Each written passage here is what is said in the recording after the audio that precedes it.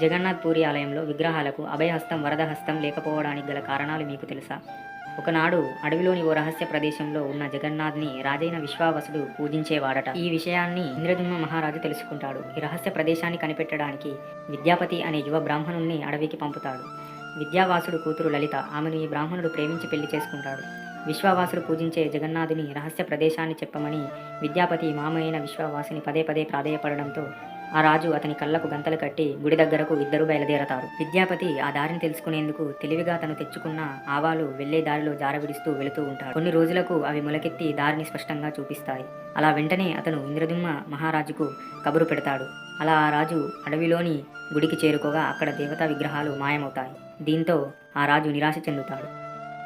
అలా ఒకనాడు రాజు అక్కడే నిద్రిస్తుండగా ఆయనకు జగన్నాథుడు కలలో కనబడి సముద్ర తీరంలో చాంకీ నది ఒడ్డునకు వేపకొమ్మలు కొట్టుకు వస్తాయి. తరువాత ఏం జరిగిందో రెండో పార్ట్లో